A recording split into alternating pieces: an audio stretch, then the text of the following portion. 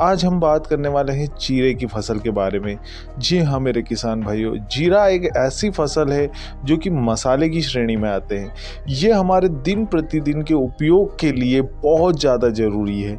इसकी डिमांड पूरे 12 महीने बनी रहे। तो किसान भाइयों, किस प्रकार से करेंगे जीरे की खेती, किस प्रकार से खेत की तैयारी करेंगे, दवाइयों का शेड्यूल क्या रखना है, कब खाद देना है, कौन सा बीज इस्तेमाल करना है, कैसे आप ज़्यादा से ज़्यादा इसका उत्पादन ले सकते हैं, सारा कुछ बताने वाले हैं इस वीडियो में। तो इस वीडियो को देखने से पहले अगर आपने चैनल को सब्सक्राइब नहीं किया है तो सब्सक्राइब जरूर कर लें, इसे लाइक और शेयर करना ना भूलें। किसान भाइयों, सबसे पहले बात कर लेते हैं हम खेत की तैयारी की। कोई भी फसल हो, दुनिया की कोई सी भी फसल की आप अगर बुआई कर रहे हैं तो आपका सबसे महत्वपूर्ण कदम होता है पहला कदम होता है खेत की तैयारी। किसान भाइयों, खेत की तैयारी में सबसे पहला काम आपको कर लेना है कि आपको गोबर की खाद डाल देनी है। खड़े खेत में गोबर की खाद डाल देने के बाद में जैसे ही एक बार कल्टीवेटर आपने खेत में चलवा दिया, उसके बाद में आप सुपर खाद डलवा दीजिए। जी हाँ मेरे किसान भाइयों, सिंगल सुपर फास्फेट। किसान भाइयों, एक बार सिंगल सुपर फास्फेट आपने डाल दिया खेत में, अब बात आती है कि खेत को आप एकदम भुरभुरा बना लीजिए। जैसे ही रोटावेटर चल गया, अब आपका खेत तैयार है। किसान भाइयों, बुआई के लिए अब आपका खेत तैयार है। लेकिन बुआई करने से पहले मैं एक चीज आपको यहाँ पे बता देता हूँ कि आपको कौन सी मिट्टी जो रहेगी सबसे बेस्ट रहेगी जीरे की खेती के लिए। किसान भाइयों, वैसे तो जीरे की खेती हर प्रकार की मिट्टी में की जा सकती है। कोई भी मिट्टी हो, रेतीली मिट्टी हो, काली मिट्टी हो, पीली मिट्टी हो, जैसी भी मिट्टी आपके क्षेत्र में पाई जाती है, आप अक्टूबर और नवंबर महीने में आसानी से उस मिट्टी में इसकी बुआई कर सकते हैं। अक्टूबर और नवंबर महीना सबसे बेस्ट माना जाता है यहाँ पर जीरे की खेती के लिए। किसान भाइयों, अब हम आ जाते हैं उन्नत फसलों के चुनाव पर। कौन कौन से उन्नत बीज है जो कि मार्केट में बहुत फेमस है जीरे की खेती के लिए। तो सबसे पहले अगर मैं बात करूँ तो अवनी 121, अवनी 111, दिनकर की पोखराज, साथ ही साथ वेस्टर्न एग्रीसीड की C45 और C60, कुछ ऐसी वेराइटियाँ हैं जो कि काफ़ी फेमस है जीरे की खेती के लिए। जीरे की ये बहुत ही उन्नत फसलें हैं, काफ़ी अच्छा उत्पादन देती है। अगर आप स्वयं के घर का बीज उपयोग करना चाहते हैं तो उसका उपचार जरूर कर लेना है। उपचार आप दो तरीके से कर सकते हो। एक तो यूपीएल की साफ जो फंगीसाइड आती है उसके साथ में आप इसका उपचार कर सकते हो, या फिर ट्राइकोडर्मा से आप इसका उपचार कर सकते हो। दोनों ही तरीके से आप इसका उपचार कर सकते हो। अब आपका खेत भी तैयार है, अब आपका बीज भी तैयार है। अब बात आती है बुआई की, किस प्रकार से बुआई करनी है। उससे पहले एक बात जान लेते हैं कि बीज की मात्रा कितनी लगेगी। किसान भाइयों, 1 एकड़ में 5 किलो, यानी कि 1 हेक्टेयर में आपको 12 से 14 किलो बीज लग जाएगा। किसान भाइयों, जीरे के 12 से 14 किलो में आराम से 1 हेक्टेयर जमीन में आप बुआई कर सकते हैं।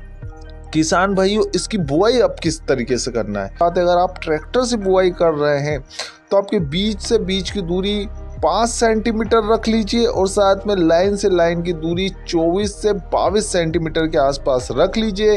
गहराई 2 से 3 सेंटीमीटर, और इस प्रकार से कर दीजिए बुआई। अब जीरे की बुआई करने के बाद में अब आता है कि पहला खाद क्या होना चाहिए। जी हाँ किसान भाइयों, जैसे ही आपके जीरे ने बाहर मुंह निकाला जमीन से, आपको पहला खाद देने की जरूरत है। तो पहले खाद में आप यूज कर सकते हैं सिंगल सुपर फास्फेट 50 किलो दानेदार ले सकते हैं। साथ ही साथ आप यूरिया खाद ले सकते हैं 25 किलो, और एमओपी, यहाँ पर आप एमओपी ले सकते हैं 15 किलो। इनको अच्छी तरीके से मिक्स कीजिए और पहला खाद आप छिड़काव विधि से दे दीजिए खेत में। जैसे ही आप पहला खाद दे देते हैं, अब बात आती है यहाँ पर पहले खाद के बाद में आपकी फसल धीरे धीरे निकलना शुरू होगी, यानी 30 से 35 दिन के आसपास की आपकी फसल होगी। आपको रोग देखने को मिलेंगे।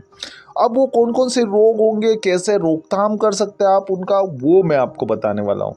देखिए, इसमें जो रोग है वो सबसे ज़्यादा महू यानी एफिड भी जिसे बोला जाता है और हमारी लोकल भाषा में जिसे महू बोलते हैं, वो बहुत ज़्यादा मात्रा में देखा जाता है। फिर थ्रिप्स देखी जा सकती है, झुलसा रोग देखा जा सकता है जिसे हम ब्लाइट भी बोलते हैं, ओक्टा रोग देखने को मिलता है और पाउडरी मिल्ड्यू भी देखने को मिलता है। किसान भाइयों, ये तो यहाँ पे हमने रोगों के बारे में बात करी, आगे हम इनकी रोकथाम के तरीके के बारे में भी बात करेंगे। किसान भाइयों, अब बात आती है दूसरे खाद की। दूसरा खाद अब जैसे ही पहला खाद दिया उसके 15 से 20 रोज बाद, यानी कि 40 से 45 दिन पकड़ लीजिए आप, या फिर 55 दिन या 50 दिन भी हो जाएंगे तो कोई दिक्कत नहीं है किसान भाइयों, तब आपको दूसरा खाद देना है। दूसरे खाद में आप NPK 05234 3 किलो, सल्फर 90% आपको लेना है लगभग 5 किलो के आसपास, बोरॉन B20 150 ग्राम ले लीजिए और इसे अच्छी तरीके से मिक्स कीजिए और आपका दूसरा खेत का डोज तैयार है। फिर उसके बाद में सिंचाई कर दीजिए, आपको कोई दिक्कत आने वाली नहीं है।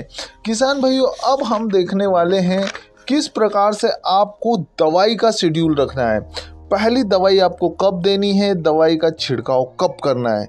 जैसे ही फसल 20 से 25 दिन की हो जाती है, आपको पहला स्प्रे कर देना है। किसान भाइयों, ये स्प्रे आप इस प्रकार से करें कि आप बायोविटा यूज़ कर सकते हैं इसमें, साथ ही साथ में आपको टॉनिक की आवश्यकता होगी। किसान भाई, इसके साथ साथ आपकी फसल किस प्रकार की है, कौन कौन से रोगों के अटैक है उस पर, इस प्रकार से आपको आपका जो पहला डोज है वो रखना है।